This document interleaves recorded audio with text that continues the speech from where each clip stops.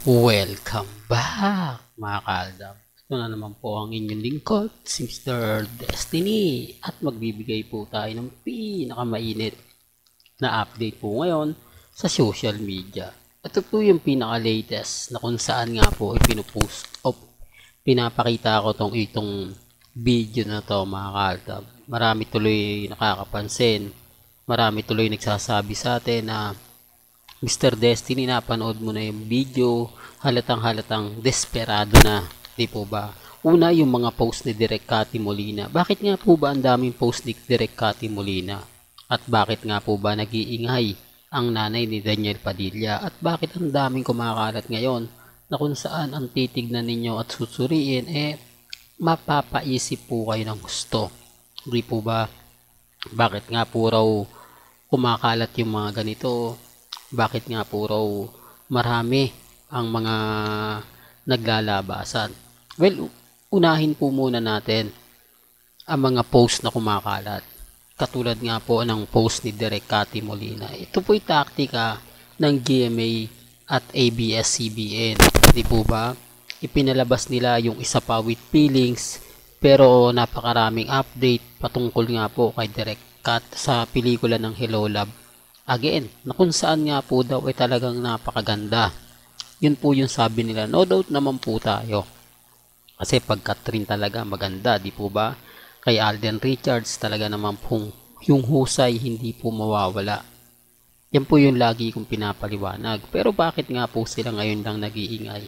Bakit nga po ba mas marami ang mga nagtatanong na mga issue daw po na kumakalat? Sabi ko nga po sa inyo, tuloy-tuloy na yan hanggang sa, ang ibig kong sabihin, hanggang sa dumating yung time na ipalalabas na po yung Hello Love.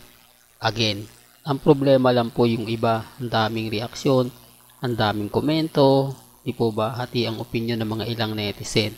Gaya nga po ng mga pinapaliwanag natin at sinasabi, kalmado lang po tayo.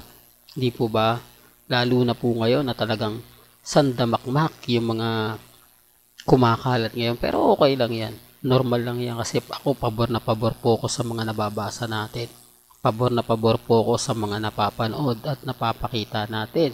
Although sinasabi ng iba na hindi, Mr. Destiny, kumbaga tapos na yung boxing, talo na kayo po ba, yun naman po yung lagi nilang pinapakita, pero ramdamin nyo po ba kung bakit eto po yung mga ganitong bagay naglalabasan po ba? Sinasabi ko lang po ito para lang klaro, sinasabi ko lang po ito para lang po sa kaalaman ng lahat. Di po ba? Well, balikan natin tong video na to. Bakit kaya naisipan ni Catherine na ngayon na nga po siya mag-gym? Dati-rati hindi naman nakikita natin niya nagpo-post. Pero ngayon panay post nga po nila. Siyempre utos kasi talaga ng management yan Di po ba? Yan po ay matagal ng taktika pero effective na effective po. Sabi ko nga po sa inyo, yung mga nagagalit sa akin, pinopost ko po daw yung cut din.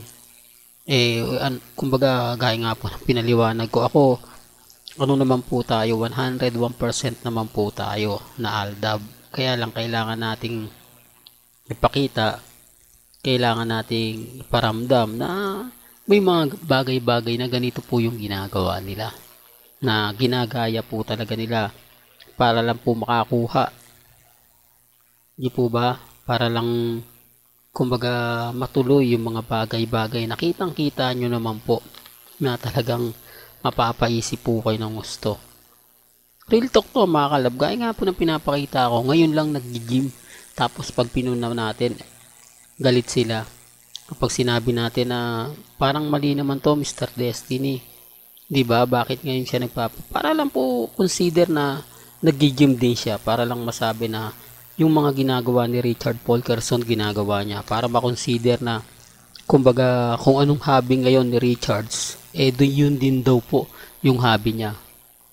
Malay nyo bukas sa Makalawa, makikita natin yan tumatakbo sa Makati, sa BCG, hindi po ba? Well, hanggang dito na lang po yung updates natin pinapakita ko lang tong video na to para lang po klaro, para po malaman ninyo na may mga ganitong bagay po ba? Well, kaya sa mga baguhan pa lang po na Aldab, o sa mga baguhan pa lang po sa channel natin na Aldab Nation, subscribe na po kayo Hanggang sa muli, salamat po sa panonood at pakikinig.